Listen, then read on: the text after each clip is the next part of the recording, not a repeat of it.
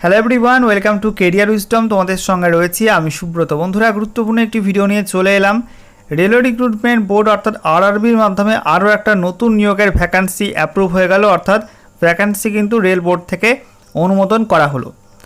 এর আগে চারটি নতুন নিয়োগের বিজ্ঞপ্তি এবছর বেরিয়ে গেছে। সিএন নাম্বার 01/2026, যেটার আন্ডারে এএলপির ভ্যাকান্সি বেরিয়েছিল, এবং তারপরে সিএন নাম্বার 02/2026, যার আন্ডারে টেকনিশিয়ান গ্রেড 1 সিগন্যাল এবং টেকনিশিয়ান গ্রেড 3 পোস্টের ভ্যাকান্সি বেরিয়েছিল।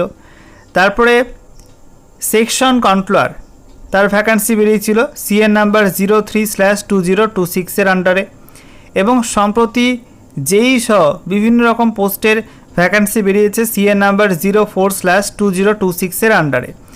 এরপর সিএন নাম্বার 05/2026 এর অফিসিয়ালি কিন্তু অ্যাপ্রুভাল চলে আসলো। তো কোন কোন পোস্টের ভ্যাকান্সি আসছে, কোন কোন পোস্টে কত শূন্যপদ রিক্রুটমেন্ট করা হবে, সমস্ত কিছু পরপর জানাবো অফিসিয়াল নোটিশ থেকে।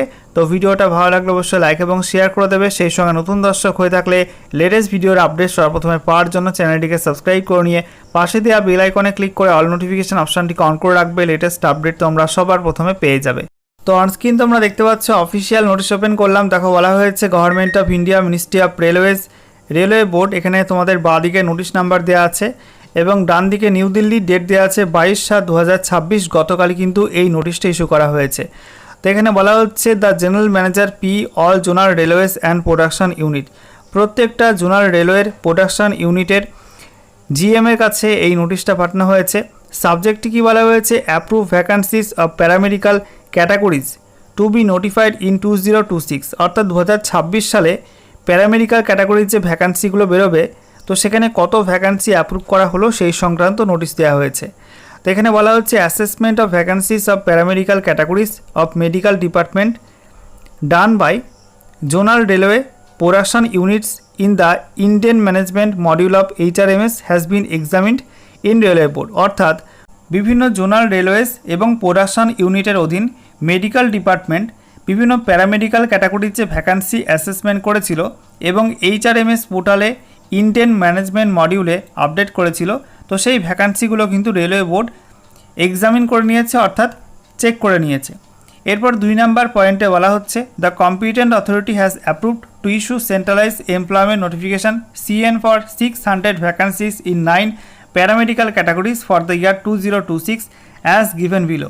অর্থাৎ রেলওয়ে বোর্ড সিদ্ধান্ত নিয়েছে 2026 সালে প্যারামেডিক্যাল ক্যাটাগরির যে ভ্যাকান্সি আসবে সেখানে 9 রকম পোস্ট আসবে এবং মোট 600 শূন্য পদে কিন্তু সেন্ট্রালাইজ এমপ্লয়মেন্ট নোটিফিকেশন বা CN বিজ্ঞপ্তি প্রকাশিত হবে।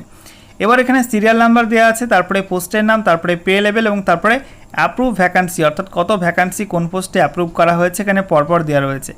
1 নাম্বার পোস্ট রয়েছে ডায়ালিসিস টেকনিশিয়ান, এখানে পে লেভেল 6 অনুযায়ী পোস্টে বেতন দেওয়া হবে, একটি মাত্র ভ্যাকান্সি অ্যাপ্রুভ করা হয়েছে। তারপরে 2 number post ECG technician, pay level 4 অনুযায়ী বেতন দেওয়া হবে, 4টি মাত্র ভ্যাকান্সি এই পোস্টে অ্যাপ্রুভ করা হয়েছে।